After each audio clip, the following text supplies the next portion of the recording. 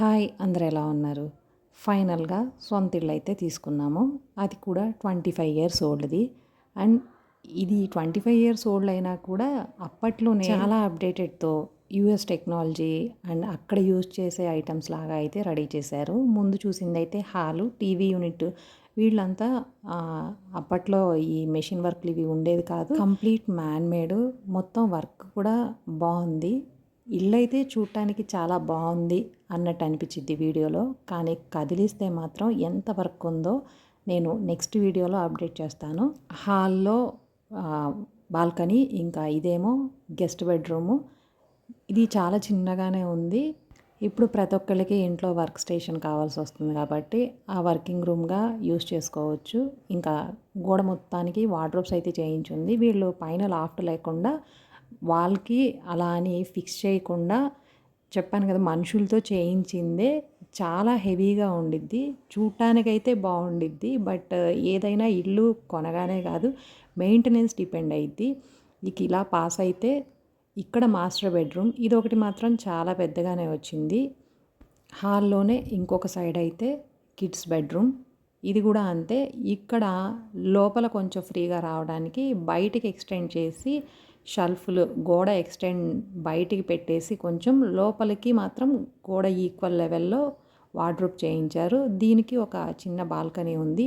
ఇప్పుడైతే only wash area ఒకటి, ఇంకా హాల్లో ఒక బాల్కనీ. కానీ ఇది చాలా పాతది కాబట్టి చక్కగా ఇచ్చారు. అండ్ వీళ్ళు డోర్లు మొత్తం కూడా వీళ్ళు మార్చుకున్నదే 25 ఇయర్స్ బ్యాక్. ఇక్కడ యూఎస్లో ఇప్పుడు చూస్తూ ఉంటాము మిర్రరు, వాష్ ఏరియా, ఇట్లా వాష్రూమ్స్లో కూడా. సో అలా చాలా హెవీగా ఇంటీరియర్ చేయించారు. కానీ అవన్నీ మెయింటైన్ చేయకపోతే మాత్రం చాలా దరిద్రంగా అయిపోతాయి. ఇప్పుడు పరిస్థితి అలానే ఉంది. ఏదో వీడియోలో చూడటానికైతే ఇల్లు బాగానే ఉంది అనిపిస్తుంది, కానీ ఇది ఫస్ట్ చేయించుకున్న వాళ్ళు, కొనుక్కొని ఉన్నవాళ్ళు, వాళ్ళు ఒక 10 to 15 ఇయర్స్ ఉన్నట్టున్నారు. నెక్స్ట్ వేరే వాళ్ళు పర్చేస్ చేసి వాళ్ళ మెయింటెనెన్స్ సరిగ్గా లేక చాలా అధ్వానంగా అయిపోయింది ఇల్లు మాత్రం.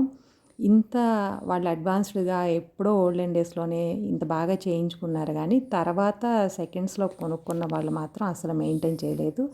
ఇంకా ఇది మాస్టర్ బెడ్రూమ్లో బాల్కనీ, మొత్తం sliding doors, glass doors, mosquito mess, even బాల్కనీలో కూడా చిన్న చిన్న ఫ్యాన్లు, మొత్తం టైల్స్ చేపించి అప్పట్లో బాగా చేయించినట్టే.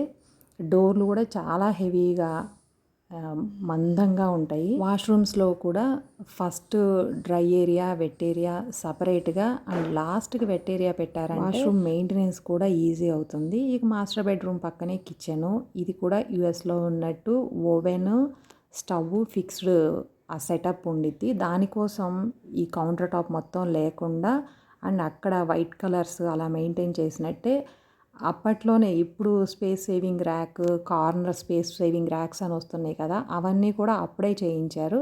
ఇవన్నీ డోర్స్ కూడా చాలా హెవీగా బాగానే ఉన్నాయి. కానీ మెయింటెనెన్స్ సరిగ్గా లేకపోతే ఎంత ఖర్చు పెట్టినా కూడా అదంతా వేస్ట్ లాగే ఉంటుంది, మొత్తం కూడా పాడైపోతుంది. ఇవన్నీ హార్డ్గా డోర్స్ సరిగ్గా రాకుండా, లోపలవి మొత్తం కూడా మనకి యూజ్ చేయలేకుండా.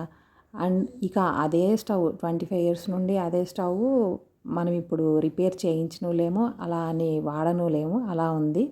కాకపోతే ఫ్యాబర్ చిమ్నీ కానీ అంతా కూడా ఫ్యాబర్ బ్రాండెడ్. ఇక వాష్ ఏరియా కూడా బాగానే పెద్దగా ఉంది, మొత్తం కూడా టైల్స్, ఇంకా closed setup, Windows, sliding doors, mosquito mess, మొత్తం కూడా చక్కగా ఉంది.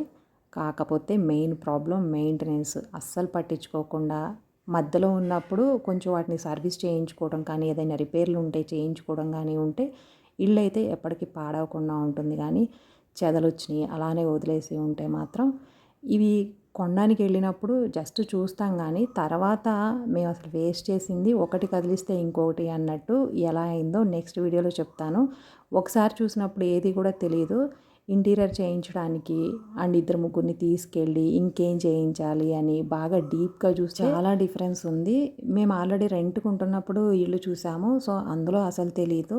తర్వాత అయిపోయాక వారం రోజులు రోజు వెళ్ళి చూస్తుంటే ఒక్కోటి డ్రాబ్యాక్ బయటకు వస్తూ ఉంది. ఓల్డ్ హౌస్ తీసుకునేటప్పుడు అసలు మనం ఎలా చెక్ చేసుకోవాలి, ఆ డ్రాబ్యాక్స్ ఏంటి, నెక్స్ట్ వీడియోలో అయితే కంటిన్యూ చేస్తాను. మీకు ఈ వీడియో నచ్చితే తప్పకుండా లైక్ చేయండి, షేర్ చేయండి, ఛానల్ని సబ్స్క్రైబ్ చేయండి. Thanks for watching.